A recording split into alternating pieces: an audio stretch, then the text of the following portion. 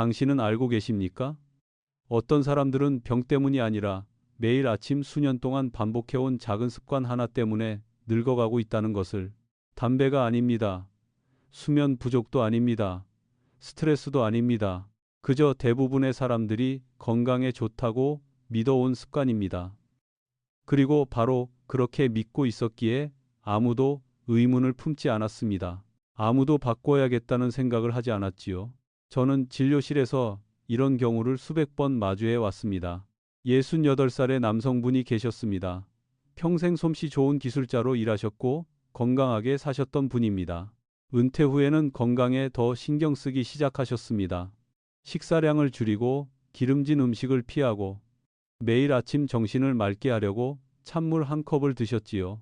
본인은 올바른 방식으로 살고 있다고 생각하셨습니다. 2년 후 그분이 저를 찾아오셨습니다. 딱히 어디가 아프다고 할 수는 없었습니다. 하지만 손발이 늘 차가웠습니다. 일어설 때마다 어지러웠고요. 뭔가 먹으면 더부룩하고 안 먹으면 속이 텅 빈 것 같다고 하셨습니다. 밤에는 잠을 설치고 낮에는 이유 없이 피곤하다고 하셨지요. 그분이 저에게 물으셨습니다. 선생님, 제가 뭘 잘못한 건가요? 제 대답에 그분은 놀라셨습니다. 게을러서 잘못하신 게 아닙니다. 의지가 부족해서도 아닙니다. 젊었을 때의 건강 법칙을 이미 다른 장으로 넘어간 몸에 그대로 적용하고 계셨기 때문입니다. 잘하지 않는 말이지만 저는 솔직하게 드리고 싶은 말이 있습니다. 60, 70의 몸은 30, 40의 몸과 같은 방식으로 움직이지 않습니다. 젊었을 때는 아침을 하루 거른다고 해서 큰일이 나지 않습니다. 아침에 찬물을 마셔도 몸이 알아서 적응합니다. 조금 덜 먹으면 몇 주 만에 효과가 나타나기도 하지요. 하지만 수십 년을 살아온 몸은 더 이상 예전처럼 빠르게 스스로 적응하지 못합니다. 이끌어 주어야 합니다. 신호를 주어야 합니다. 그리고 무엇보다 매일 반복되는 작은 충격들을 버텨내지 못합니다. 어르신의 위장은 수십 년을 일해온 노련한 장인과 같습니다. 잘 대해드리면 묵묵히 일해줍니다. 하지만 출근 시간을 수시로 바꾸고 굶긴 채로 일을 시키다가 갑자기 쉬게 하면 서서히 리듬을 잃어버립니다. 그리고 한번 리듬을 잃으면 모든 것이 힘들어집니다. 71살의 김정숙 어르신이 떠오릅니다. 어느 주말 오후 아드님이 모시고 오셨습니다. 어르신은 오고 싶지 않으셨답니다. 그냥 나이 들어서 그런 거지 뭘 검사하냐고 하셨다더군요. 제가 아침 식사를 여쭤봤습니다. 보통은 거릅니다. 아침에 먹으면 속이 더부룩해서요. 어떤 걸 드시냐고 여쭸습니다. 냉수나 냉차요. 오래된 습관이에요. 잠은 잘 주무시냐고 했습니다. 어르신은 잠시 창밖을 바라보시다가 고개를 저으셨습니다. 누우면 이런저런 생각이 많아지고요. 아침에 일어나면 자기 전보다 더 피곤해요. 저는 전혀 놀라지 않았습니다. 이 이야기를 너무나 많이 들어왔으니까요. 오랫동안 비어있던 위장이 매일 아침 차가운 것을 받아들이면 아프다고 소리치지 않습니다. 참을 수 없는 통증이 생기는 것도 아닙니다. 그저 조금씩 오그라들고 겨우겨우 돌아가게 됩니다. 그리고 그 여파가 소화기관 전체로, 신경계로, 그리고 잠으로 이어집니다. 주변에서 보면 이렇게 생각합니다. 나이 들면 다 그런 거지. 하지만 그렇지 않습니다. 제가 솔직하게 드리고 싶은 말은 바로 이것입니다. 많은 어르신들이 매일 겪고 계신 것들, 이유 없는 피로, 늘 불편한 속, 깊지 않은 잠, 상쾌하지 않은 아침, 이것은 나이 드는 것의 필연적인 결과가 아닙니다. 오랜 세월 동안 쌓여온 작은 습관들의 결과입니다. 우리가 제대로 주목하지 못했던 것들이지요. 그리고 그 말은 곧 바꿀 수 있다는 뜻입니다. 특별한 약이 필요하지 않습니다. 복잡한 식이요법도 필요 없습니다. 힘든 운동도 필요 없습니다. 일상의 리듬에서 아주 작은 것 몇 가지를 조금 바꾸는 것만으로도 몸은 스스로 균형을 찾아가기 시작합니다. 제가 환자분들께 가장 먼저 바꿔보시길 권하는 것은 아침을 시작하는 방식입니다. 더 많이 드시라는 것이 아닙니다. 보약을 드시라는 것도 아닙니다. 단지 아침에 빈속으로 있는 것을 그만두시고 잠에서 깨자마자 위장에 차가운 것을 넣는 것을 그만두시라는 것입니다. 아침에 긴 밤을 보낸 후 아무것도 들어오지 않은 상태에서 어르신의 위장은 매우 예민한 상태에 놓여 있습니다. 차갑거나 딱딱하거나 아무것도 들어오지 않으면 위장은 움츠러듭니다. 그것은 자기 보호 반응입니다. 그 반응이 충분히 오래 반복되면 그것이 기본값이 되어버립니다. 위장은 더 이상 편안하게 음식을 받아들이지 못하게 됩니다. 매 끼니가 하나의 노력이 되어버리고 더부룩함, 소화 안 됨, 입맛 없음은 그 자연스러운 결과입니다. 반대로 매일 아침 따뜻하고 부드럽고 익숙한 것을 위장에 넣어주면 위장은 서서히 열리기 시작합니다. 소화기관이 정상적인 리듬으로 움직이기 시작합니다. 그리고 먹어도 무겁지 않고 잠을 자도 뒤척이지 않는 그 느낌이 조금씩 돌아오게 됩니다. 김정숙 어르신께 저는 아주 단순한 것을 제안했습니다. 내일 아침 다른 무엇을 하기 전에 따뜻한 물 한 잔을 드시라고요. 뜨거울 필요는 없습니다. 필요는 뭔가를 섞을 필요도 없습니다. 그냥 따뜻하기만 하면 됩니다. 그 다음 배가 고프지 않더라도 부드럽고 가벼운 것을 아주 조금만 드셔보시라고 했습니다. 어르신은 저를 보시며 조금 망설이셨습니다. 그것뿐인가요? 선생님, 저는 고개를 끄덕였습니다. 그것뿐입니다. 하지만 매일 하셔야 합니다.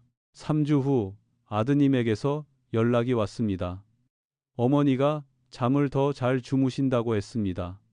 아침에 그 무겁고 텅 빈 느낌이 예전 같지 않다고요. 그리고 몇 달 만에 처음으로 어르신이 스스로 아침 먹고 싶다고 말씀하셨다고 했습니다.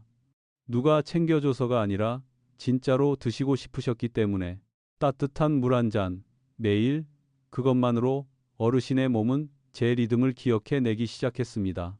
물론 모든 문제가 이렇게 단순하다고 말씀드리는 것은 아닙니다. 절대로 기다리지 마시고 스스로 해결하려 하지 말아야 할 신호들이 있습니다.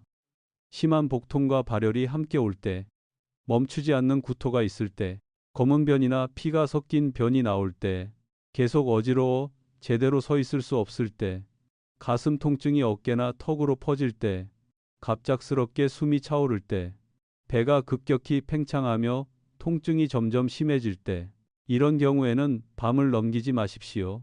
괜찮겠지 하고 넘기지 마십시오. 즉시 병원으로 가셔야 합니다. 차분하되 단호하게 움직이셔야 합니다. 미루면 때로는 너무 큰 대가를 치르게 됩니다. 하지만 그런 신호가 없는데도 피로가 계속되고 입맛이 없고 잠이 얕다면 절망하실 필요가 없습니다. 그것은 방법이 없다는 뜻이 아닙니다. 몸이 일상의 리듬부터 다시 돌봐달라고 조용히 부탁하고 있는 것입니다. 수십 년간 어르신 환자분들과 함께하며 제가 깨달은 것이 있습니다. 어르신들에게는 많은 것이 필요하지 않습니다. 복잡한 식단도, 빽빽한 운동 일정도, 수십 가지 건강기능식품도 필요하지 않습니다. 필요한 것은 규칙성입니다. 따뜻함입니다. 그리고 매일 조금씩이라도 몸이 긍정적으로 반응해 준다는 느낌입니다. 그것이 갖춰지면 나머지는 자연스럽게 따라옵니다. 잠이 깊어지고 에너지가 안정되고 그리고 가장 중요한 것 매일 아침 자신의 몸과 싸워야 한다는 느낌이 사라집니다. 몸은 시간 때문에 늙는 것이 아닙니다. 아주 작고 아주 조용한 방식으로 방치되었기 때문에 늙어갑니다. 그리고 회복도 아주 작고 아주 조용한 방식으로 이루어집니다. 오늘부터 조금씩 신경을 써주신다면 다음 이야기에서는 거의 모든 한국 가정에 있는 아주 친숙한 음식 하나에 대해 좀 더 자세히 말씀드리겠습니다. 많은 어르신들이 자신도 모르게 멀리하고 계시지만 사실 그것이야말로 지금 어르신의 위장이 가장 필요로 하는 것일 수 있습니다. 물론 모든 문제가 이렇게 단순하다고 말씀드리는 것은 아닙니다. 절대로 기다리지 마시고 스스로 해결하려 하지 말아야 할 신호들이 있습니다. 심한 복통과 발열이 함께 올 때, 멈추지 않는 구토가 있을 때, 검은 변이나 피가 섞인 변이 나올 때, 계속 어지러워 제대로 서 있을 수 없을 때, 가슴 통증이 어깨나 턱으로 퍼질 때, 갑작스럽게 숨이 차오를 때, 배가 급격히 팽창하며 통증이 점점 심해질 때, 이런 경우에는 밤을 넘기지 마십시오. 괜찮겠지 하고 넘기지 마십시오. 즉시 병원으로 가셔야 합니다. 차분하되 단호하게 움직이셔야 합니다. 미루면 때로는 너무 큰 대가를 치르게 됩니다. 하지만 그런 신호가 없는데도 피로가 계속되고 입맛이 없고 잠이 얕다면 절망하실 필요가 없습니다. 그것은 방법이 없다는 뜻이 아닙니다. 몸이 일상의 리듬부터 다시 돌봐달라고 조용히 부탁하고 있는 것입니다. 수십 년간 어르신 환자분들과 함께하며 제가 깨달은 것이 있습니다. 어르신들에게는 많은 것이 필요하지 않습니다. 복잡한 식단도, 빽빽한 운동 일정도, 수십 가지 건강기능식품도 필요하지 않습니다. 필요한 것은 규칙성입니다. 따뜻함입니다. 그리고 매일 조금씩이라도 몸이 긍정적으로 반응해 준다는 느낌입니다. 그것이 갖춰지면 나머지는 자연스럽게 따라옵니다. 잠이 깊어지고 에너지가 안정되고, 그리고 가장 중요한 것, 매일 아침 자신의 몸과 싸워야 한다는 느낌이 사라집니다. 스스로를 잘 돌보는 어르신은 자녀에게 짐이 되는 것이 아닙니다. 오히려 자녀가 가장 안심할 수 있는 부모님이 되시는 것입니다. 그 사실을 꼭 기억해 주셨으면 합니다. 몸은 시간 때문에 늙는 것이 아닙니다. 아주 작고 아주 조용한 방식으로 방치되었기 때문에 늙어갑니다. 그리고 회복도 아주 작고 아주 조용한 방식으로 이루어집니다. 오늘부터 조금씩 신경을 써주신다면 다음 이야기에서는 거의 모든 한국 가정에 있는 아주 친숙한 음식 하나에 대해 좀 더 자세히 말씀드리겠습니다. 많은 어르신들이 자신도 모르게 멀리하고 계시지만 사실 그것이야말로 지금 어르신의 위장이 가장 필요로 하는 것일 수 있습니다.